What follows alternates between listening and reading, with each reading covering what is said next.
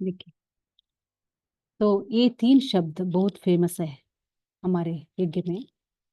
ये बाबा के लास्ट मुरली में ये 3 शब्द उच्चारण किए। बच्चे निराकारी, निर्विकारी, निरहंकारी भव। ठीक है, ये 3 शब्द में पूरे ज्ञान का सार है। इतने सालों से जो बाबा सिखा रहे हैं, समझा रहे हैं, तो अगर ये 3 शब्द भी हम धारण कर लें तो इस तीनों शब्दों में पूरे ज्ञान का सार भरा हुआ है। तो अभी हमको सोचना पड़ेगा कि बाबा ने कहा निराकारी, जो आत्मा निराकारी बन जाती है, मतलब ओरिजिनल स्वरूप में स्थित हो जाती है, कंप्लीट सोल कॉन्शियस बन जाते हैं, उनको निर्विकारी बनना आसान हो जाता है। उसके अंदर विकार नहीं रहेंगे फिर, क्योंकि विकार का देह के साथ संबंध है। तो जब आत्मा अशरीरी बन जाती है या निराकारी स्वरूप का कंप्लीटली अनुभव करते हैं, तो विकार खत्म होते जाते हैं। तो विकारों में 5 भी आ जाते हैं, काम, क्रोध, लोभ, मोह, अहंकार आ जाता है। बट उसके बाद भी फिर बाबा ने कहा निरअहंकारी भव। इसमें अहंकार की बात थी ना, निरअहंकारी बनना होता है इसमें, फिर एक्स्ट्रा स्पेशली फिर निरअहंकारी कहा। ऐसे क्यों?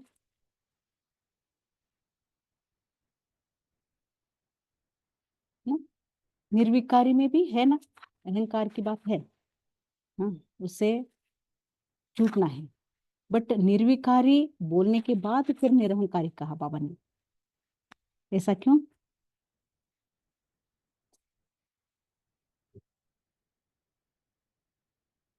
हाँ जी, ठीक है। इसके लिए बाबा ने कहीं पे एक्सप्लेनेशन दिया कि कहीं ना कहीं क्या होता है, निर्विकारी बनने के बाद भी, निर्विकारी बनने का भी अहंकार नहीं होना चाहिए। इसलिए फिर से निरहंकारी स्पेशल कहा, एक्स्ट्रा कहा बाबा ने। हम्म? देखिए, तपस्या का भी कहीं ना कहीं अहंकार आने का चांसेस रहता है। बाबा ने और एक मुरली में कहा, ब्राह्मणों को बहुत बड़ा चैलेंज देने वाला विकार कौन सा है? अहंकार है। अहंकार किस बात का आएगा? मैंने तपस्या किया, मैंने त्याग किया, मैंने सेवा किया, मैं निर्विकारी बन गई, ये सब बातों का भी अहंकार आने का चांस होता है। तो इसीलिए बाबा डबल चेकिंग करने के लिए निर्विकारी बोलने के बाद फिर निरहंकारी कहा। तो हाँ, निर्विकारी बनने का भी अहंकार हमारे अंदर नहीं होना चाहिए, इसलिए निरहंकारी। ठीक है, ब्रह्मा होने का भी अहंकार नहीं था बाबा के अंदर। ब्रह्मा मतलब आप देखो, आदिदेव, उनके बारे में शास्त्र बने हैं। लोगों ने ब्रह्मा को द ग्रेट ग्रेट ग्रैंडफादर, माना देवताओं का रचयिता करके एक्सप्लेन एक्सप्लेन किया है शास्त्रों में। देवताओं को देवताओं को रचने वाला ब्रह्मा है? तो थ्रू ब्रह्मा ओनली स्वयं परमात्मा स्वर्ग का स्थापना करते हैं।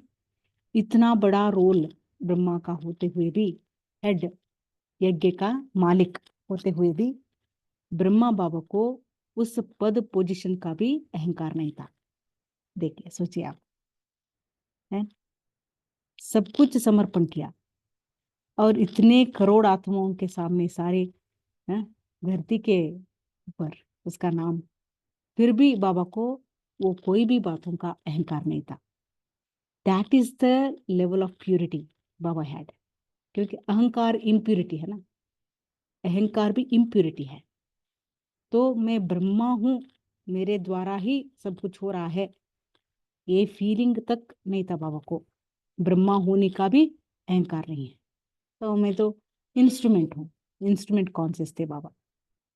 और जब हम देखते हैं अहंकार, अहंकार में 2 शब्द गारंटी आते हैं, मैं और मेरा, है। तो बाबा ने कभी अपने जीवन में मैं शब्द यूज भी नहीं किया बाबा के बनने के बाद। अगर स्वयं के बारे में भी बोलना चाहते हैं ना, तो बोलेंगे बाबा, बाबा ऐसे सोचते हैं, बाबा का अनुभव है। मेरा, मैं ये शब्द यूज भी नहीं किया। तो अब हम समझ सकते हैं व्हाट लेवल ऑफ कॉन्शियसनेस, कितना डीप उनके अंदर वो, है ना, आत्माभिमानी स्थिति थी, बाबापन था अंदर। मैं शब्द मुख से भी यूज नहीं किया। और हम देखते हैं ब्रह्मा बाप को फॉलो करते हुए हमारे दादियों ने भी वही किया कि दादियाँ भी मैं शब्द यूज नहीं करते थे, है ना। अगर कुछ बोलना चाहते हैं ना दादी को, तो दादी बोलेंगे दादी सोचती है, दादी ऐसा समझती है? तो मैं शब्द यूज तक नहीं किया, मुख से आया भी नहीं है। तो उस लेवल तक, हाँ, बाबापन उनके जीवन में था, मैं शब्द नहीं था। और मेरा तो एक शिव बाबा, दूसरा ना कोई। एक व्रत, एक व्रत होता है ना, व्रत लेते हैं ना लोग, ऐसे ब्रह्मा बाबा का ये व्रत था। मेरा तो एक शिव बाबा, दूसरा ना कोई। जीवन में कोई भी सरकमस्टेंस में बस एक बाबा की तरफ देखा, एक बाबा के बारे में सोचा, एक बाबा को फॉलो किया। बाकी दुनिया बाबा के लिए खत्म हो चुकी थी। तो मैं और मेरा वो शिव बाबा के अंदर समा दिया था ना? तो इसलिए बाबा संपूर्ण निरहंकारी, जो जीवन में मैं और मेरा शब्द यूज नहीं करता है। इट्स नॉट लाइक वर्बली मैं मेरा यूज नहीं कर रही हूँ, मुख से बोल नहीं रही हूँ, बट व्हाट आई फील, अंदर का सोच क्या है, फीलिंग क्या है, और उसके अनुसार कर्म भी होते हैं ना। कभी कभी मेरे शब्द बहुत निर्माण वाला हो सकता है, विनम्रता का हो सकता है, बट अंदर का फीलिंग भी अलग हो सकता है, और उसके अनुसार कर्म भी अलग हो सकते हैं। बट बाबा के जीवन में वो बिल्कुल नहीं था।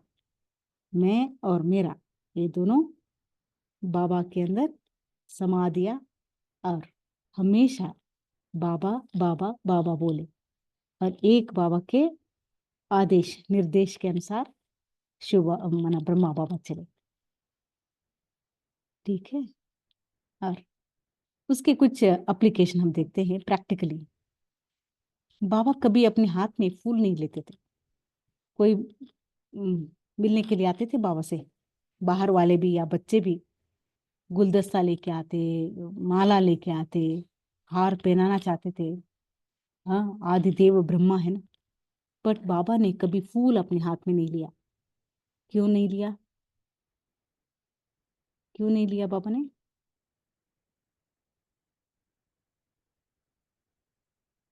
बताइए, कोई बता सकते?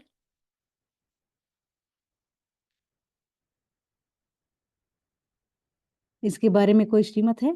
फूल लेने का, हार पहनने का कुछ श्रीमत चली उस टाइम पे?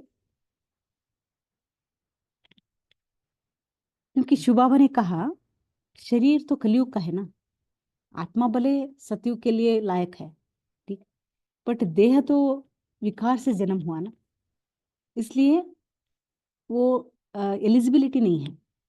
आप लोग अपने हाथ में फूल लेने का या माला पहनने के अभी लायक नहीं हो बच्चे। ये मुरली के महावाक्य, उस मुरली के महावाक्य के अनुसार ब्रह्मा बाबा कभी अपने हाथ में फूल नहीं लिया। इतनी निरहंकारी, है ना, ऐसे थे बाबा। एंड निरहंकारीपन का प्रैक्टिकल आचरण क्या था? खुद हर कर्मणा सेवा करके बच्चों को सिखाया। बाबा गोबर के गोले बनाते थे, हाँ, और रोटी बनाते थे, सब्जियां काटते थे। बोलते हैं बाबा जो सब्जियां काटते थे ना, एक्यूरेट पीसेस, और इतना फास्ट है, 4-5 गुना ज्यादा स्पीड होता था वो सब्जी कट करने का। बाबा इतने वंडरफुल रोटियां बनाते थे ना। क्लीनिंग का किया, घर बनाने का, अनाज साफ करने का, क्या नहीं किया बाबा ने। तो हर एक कर्मणा सेवा करके दिखाया। तो ऐसा कौन होगा धरती पर धर्म स्थापक, है ना, जो ऐसी छोटी छोटी काम भी खुद करके सिखाया। दादिया बोलते हैं मम्मा बाबा कभी बच्चों को ये सेवा करो वो सेवा करो नहीं बोलते थे, बोलते नहीं थे, वो जाके शुरू करेंगे। कर्मणा सेवा करना, तो बच्चे अपने आप आके करने शुरू करेंगे। तो ऐसे बाबा ने सिखाया।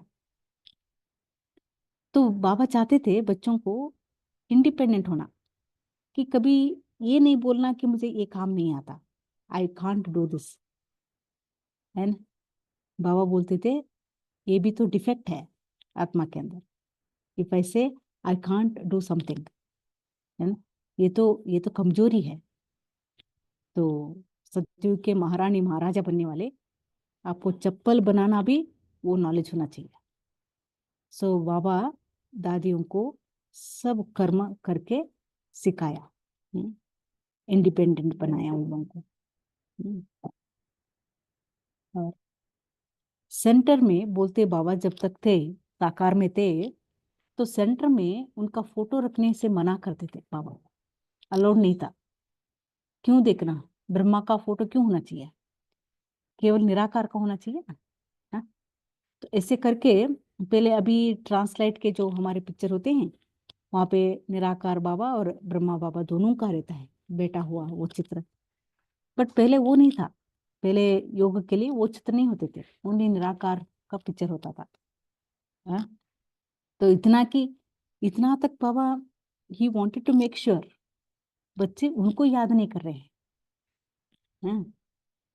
हर एक आत्मा को ओनली निराकार से जोड़ने की कोशिश किया बाबा ने। हाँ। जब बोलते हैं एक बार ऐसे पांडव वन में था, कहाँ पे था याद नहीं है, एक साधु बाबा से मिलने आ गए। छोटे छोटे क्लासरूम, तब बाबा का कमरा भी इतना छोटा था ना, हिस्ट्री हॉल भी छोटा उस समय में। तो जब साधु बाबा से मिलने आया तो जगह ही नहीं है उसको बिठाने के लिए, और उस टाइम पे फर्नीचर वगैरह नहीं होता था पांडव भवन में या कोई सेंटरों में। संदली होती थी, बाकी सब नीचे बैठ के मुरली सुनते थे, चेयर का सिस्टम नहीं था पहले। बोलते हैं जब बाबा थे तो मधुबन में पांडव भवन में 3 चेयर होते थे, आयरन के चेयर होते, वो भी जंग लगा हुआ जैसा, एक बाबा को बैठने के लिए, एक बाहर वॉचमैन बैठने के लिए, एक विजिटर के लिए, 3 चेयर होते थे बस, आप सोचो मधुबन में है। तो जब वो साधु आए तो कहाँ बिठाएंगे, बाबा तो संदली पर बैठे थे, तो उसको बैठने के लिए कोई जगह ही नहीं है। तो फट करके बाबा ने तुरंत उठ के उनको गद्दी में बिठा के उनके सामने बैठ गए। सबको आश्चर्य लगा बाबा का वो एक्शन, है ना। तो बाबा उस दिन की मुरली चलाए कि साधु संतों को बाबा ने बहुत प्रशंसा करते हैं। साधु संत भारत को थमाया, है ना, एकदम गिरने से बचाया, ऐसे करके उस साधु का बहुत मतलब प्रशंसा किया, रिस्पेक्ट किया। तो इतनी निरहंकारी, बच्चों को अच्छा नहीं लगा बाबा ऐसे कैसे एक साधु के लिए अपना गद्दी छोड़ के नीचे बैठ गए। नहीं, बाबा ने कहा बाबा इन साधु संतों का बहुत सम्मान रखते हैं ना, इनका भी बहुत त्याग है, ऐसे करके बाबा ने उसका सम्मान किया। तो वो है। और बोलते हैं यज्ञ हिस्ट्री में मम्मा और दादियों को सेवा टूर पर भेजते थे बाबा ना, 15 दिन, 1 मंथ, ऐसे दादियाँ और मम्मा टूर पर जाते थे, एक चक्कर लगा के सेवा करके आते थे। तो बाबा को बहुत पसंद था ये बात, जो बच्चा सेवा के लिए जाना चाहता है, सेवा करके रिजल्ट लेके आता है, बाबा उनके उनके तरफ अति स्नेह का, है ना, उसका प्यार का अनुभव उन आत्माओं को होता था। तो खुद बाबा जाते थे उनको छोड़ने के लिए स्टेशन पर, और जब वापस आते थे टूर करके खुद जाएंगे, है ना, स्टेशन पर उनको लेके आने के लिए। इतना सम्मान। दादी प्रकाश मणि बोलते हैं हम क्या थे बाबा के सामने, when we came we were nothing. 13-14 उस उम्र में आए थे और बाबा के गोदी में हम बड़े हो गए। इतना हमको पालन करके खुद इतना रिस्पेक्ट दिया। क्लास में वर्णन करते थे बाबा दादियों का, इतना प्यार लुटाते थे। तो इतना निरहंकारी बाबा थे।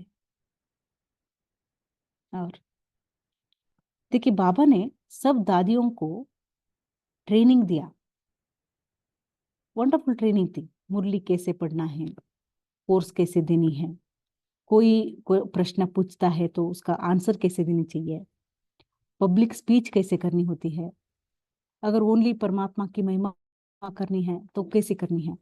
दादी जानकी बोलते हैं बाबा सबको एक टॉपिक दे देते थे, आज परमात्मा की महिमा। वो ज्योति बिंदु का चित्र है ना, उसमें 32 एट्रीब्यूट्स है बाबा के। 32 एट्रीब्यूट्स वो किरणों के ऊपर लिखा हुआ है, देखिए। तो बाबा बोलते थे वो सारे 32 एट्रीब्यूट्स बाय हार्ट बोलना चाहिए। एक एक करके बाबा बुलाते थे उनको, एक एक को बोलने के लिए बोलते थे। एंड कोई मिस होता था फिर से बुलाते थे, मतलब फिर से टाइम देके फिर से उसको बाबा बोलने के लिए कहते थे। इतना दादियों को रेडी किया हर बात का ट्रेनिंग करके, बट खुद कभी भी पब्लिक स्पीच नहीं किया। बाहर जाके लौकिक सभा में बाबा कभी नहीं गए। बाबा हमेशा बोलते थे मैं अपने बच्चों के सामने बात करूंगा, बट दादियों को दुनिया के सामने फेमस कराया बाबा ने। तो ऐसे निरहंकारी ऐसे थे बाबा। एंड आप सोच सकते हैं पूरे यज्ञ के कोई भी ऑफिशियल लेटर्स में बाबा का नाम नहीं होता था, कोई भी रजिस्ट्रेशंस में वो जो ट्रस्ट था कहीं पे भी ब्रह्मा बाबा का नाम ही नहीं है। कौन करेगा ऐसा? And Mamma was the first head of Brahma Kumaris, first administrative head. कहीं पे भी अगर रिप्रेजेंट करनी होती है यज्ञ को तो मम्मा जाएगी, ऑल सिग्नेचर्स मम्मा। कहीं पे कुछ बोलना होता है तो मम्मा, बट बाबा उसको ट्रेन करते थे। मम्मा तो इंडिपेंडेंटली कुछ करते नहीं थे, बिना बाबा से पूछे कुछ करते नहीं थे वो, बिल्कुल। इतना वंडरफुल हाई लेवल की अंडरस्टैंडिंग दोनों की थी। बाबा ने मम्मा को इतना रिस्पेक्ट दिया, though she was only that age, teenager थे मम्मा, बाबा तो 60 प्लस थे। तो समान पद है ना, सतयुग का समान पद है, इसलिए मम्मा को समान रिस्पेक्ट दिए। बट मम्मा ऑल्सो कभी भी ये नहीं फील किया कि मैं हेड हूं, ये हूं, नहीं है ना। पिता को जो रिस्पेक्ट देना चाहिए वही रिस्पेक्ट ब्रह्मा बाबा को मम्मा ने दिया। तो ये वंडरफुल दोनों का एक क्या कहते हैं धारणा उनकी लेवल थी। तो Mamma was first head of Brahma Kumaris. Baba ने ही खुद उसका ना डिसाइड, दोनों बाबा ने उसका नाम एक किया था। तो ऐसे थे ब्रह्मा बाबा। इतना निरहंकारीपन का आप सोचो, हाईएस्ट लेवल परमात्मा समान उसका था।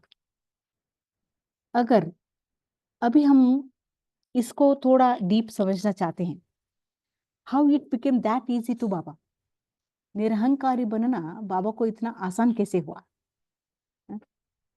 निरंतर आसान भी हुआ, निरंतर भी हुआ, और उसका रिजल्ट कितना बड़ा है ना। इतने सारे आत्माओं के सामने एक बड़ा एग्जाम्पल बने बाबा।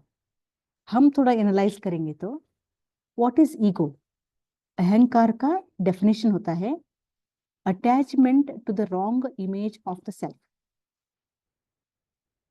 कि क्या होता है, आत्मा कोई ना कोई गलत अपनी पिक्चर को पकड़ के रखी है अंदर, उसको मोह है, अटैचमेंट, रॉन्ग इमेज। कौन सा होता है रॉन्ग इमेज? रॉन्ग इमेज मतलब कैसे होते हैं रॉन्ग इमेज?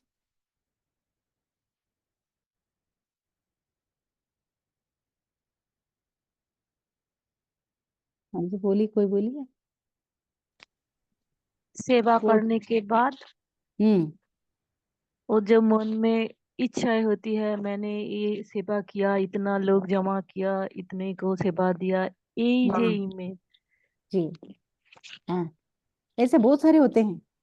देखिए क्या होता है, and the wrong images wants to survive.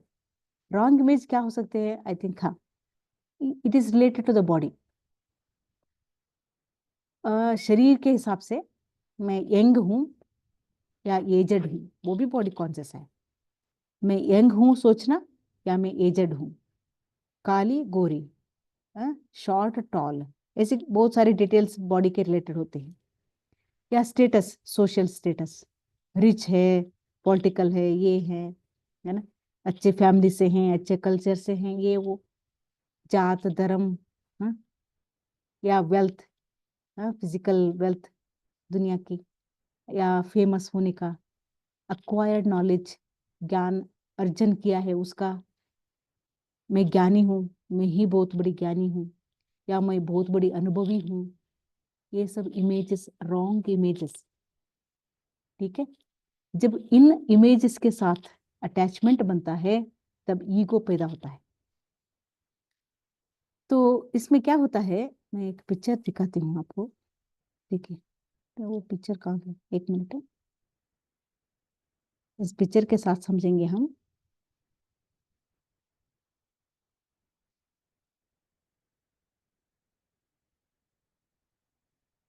हम्म, ये पिक्चर दिख रहा है?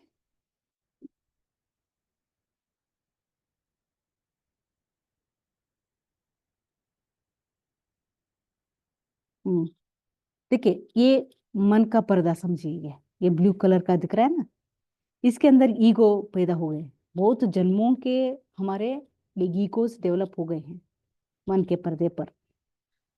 Like I am boss, I am a mother, I am good at some skill, I am wife of a officer, I am a women, ये सब गलत images है। I am female, for example, I am a soul ही नहीं आ रहा है यहाँ पे। देखिए, यहाँ पे एक पद पोजीशन के साथ, यहाँ पे एक रोल के साथ, mother is a role, I am a soul playing the role of a mother, but वो नहीं है। यहाँ पे क्या हो गया गलती, आई एम अ मदर, है ना, मुझे एडमिनिस्ट्रेशन का बहुत अच्छा नॉलेज है, I am wife of officer, ये एक आत्मा दूसरे आत्मा के पद पोजीशन के साथ भी अटैचमेंट, ये डीपर होता है, ये ऐसे वाले। मैं एक मनुष्य हूँ, ये भी एक रॉन्ग इमेज है। I am a soul in a human body, है ना, ऐसे ऐसे सारी ईगो मन रॉन्ग इमेजेस पैदा हो गए हैं। एंड ये रॉन्ग इमेज का प्रॉब्लम क्या है, दे वांट टू सर्वाइव। ठीक है, दे वांट टू सर्वाइव, तो सर्वाइव करने के लिए उनको क्या चाहिए, मन की शक्ति चाहिए।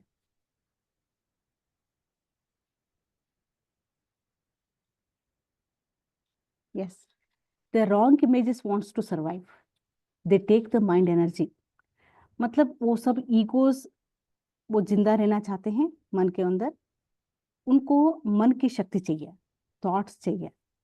तो मैं मदर हूँ, मदर हूँ, मदर हूँ सोचते रहेंगे। मैं मदर हूँ, तो फिर बच्चों के बारे में सोचेंगे, बच्चों के ड्यूटी कर्तव्य के बारे में सोचेंगे, संबंध के बारे में सोचेंगे, फिर उनसे मुझे क्या मिल रहा है सोचेंगे, बहुत कुछ सोच चलते हैं उसके बारे में। मैं बॉस हूँ, बॉस का अधिकार चलाना है, सब उसको रिस्पेक्ट करना, ये से संकल्प चलते रहते हैं। ठीक है, तो when these images are ruling the mind, वो सारे इमेजेस मन को रूल कर रहे हैं, चला रहे हैं, तो श्रेष्ठ चिंतन, ज्ञान का चिंतन बहुत डिफिकल्ट हो जाता है। हम समझ रहे हैं इस बात को? यस दीदी। हाँ, ये ज्ञान का चिंतन चलने के लिए छोड़ता ही नहीं है माइंड, वो हमेशा बोलता है कि तुम तो बहुत वेल्दी हो, रिच हो, है? तो वो रिचनेस का नशा एक चढ़ेगा, घर के सामान याद आएंगे, बैंक बैलेंस याद आएगा, बहुत बहुत कॉम्प्लेक्सिटी है ये। ठीक है, तो what is ego less then, निरहंकारी मतलब constant awareness of right image of the self, आत्मा का अपना सत्य स्वरूप, उसका अवेयरनेस चाहिए, वही निरहंकारी स्थिति है। ठीक है? तो व्हाट इज दैट, देखिए ये पिक्चर में बाबा क्या बोलते हैं हमको हमेशा, बच्चे याद करो, तुम एक अनादि आदि स्वरूप है। यही तुम्हारा सत्य स्वरूप है। अनादि में आत्मा, आदि में देवात्मा, यही हमारे सत्य स्वरूप है। वो पांच स्वरूप भी आप बोल सकते हैं। इसीलिए बाबा हमको बार बार कहते हैं, बच्चे अपने सत्य स्वरूपों को याद करो।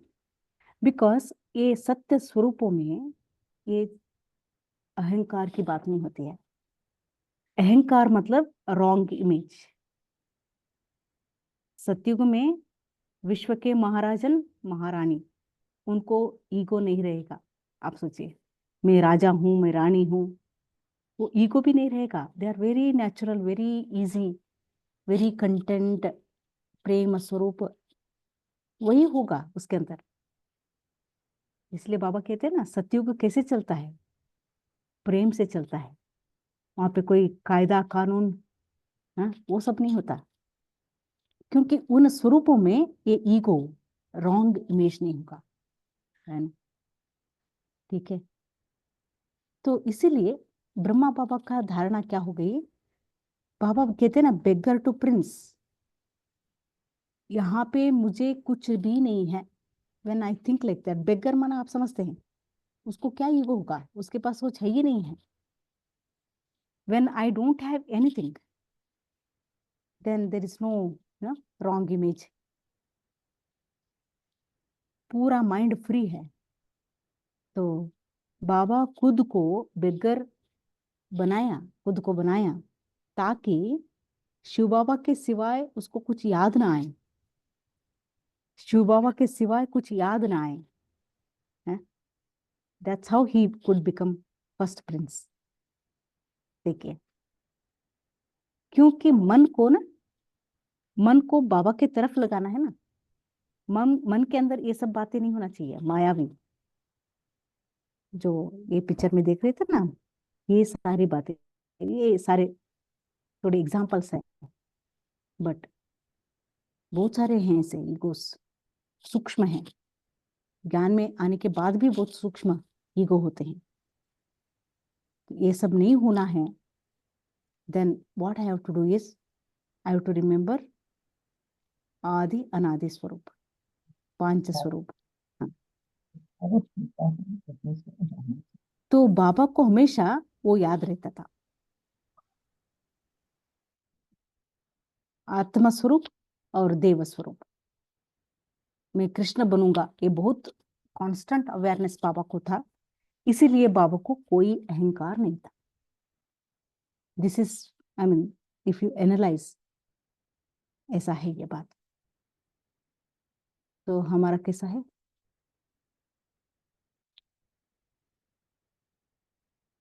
हाँ जी, इसमें किसी को कोई क्वेश्चन है या एक्सप्लेनेशन देना है किसी को?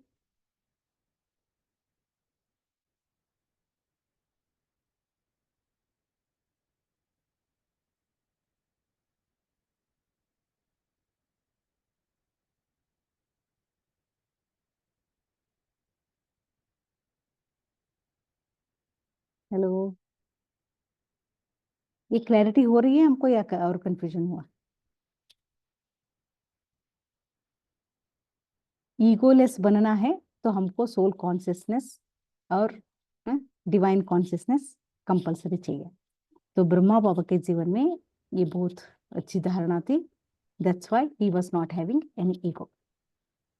किसी से कुछ प्रशंसा की जरूरत नहीं है, बिकॉज ये स्वरूप ही कंप्लीट रिस्पेक्ट वाला है। मैं सुभानधारी आत्मा हूँ, मुझे अपना रिस्पेक्ट मेरे अंदर ही है। स्वयं परमात्मा रिस्पेक्ट देता है।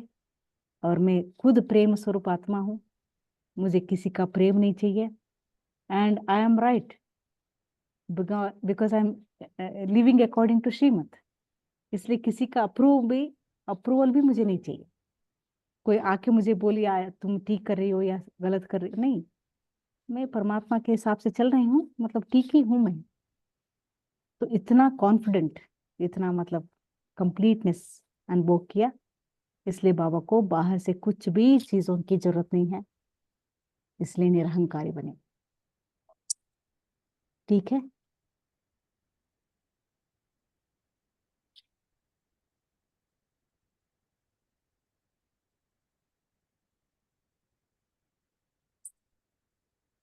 हम्म, हाँ चलिए हाँ अब इसको बंद कर दीजिए। हम्म, ठीक है। और किसी को कुछ बोलना है? हम क्लास फिनिश करेंगे आज का।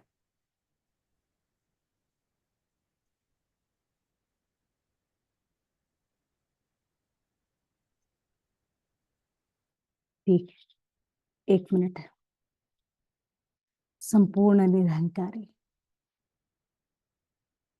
उस स्थिति का अनुभव करे, बाप समान।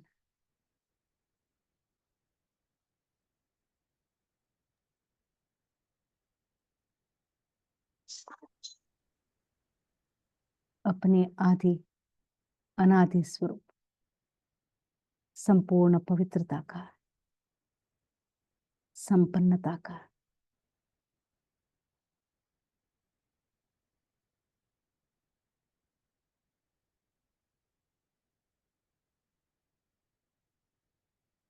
एक सेकेंड देखिए। बाप दादा दोनों कितने निरहंकारी है।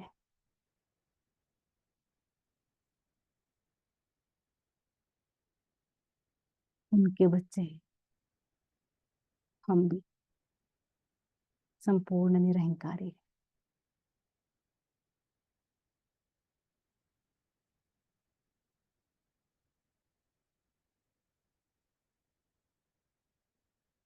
ओम शांति।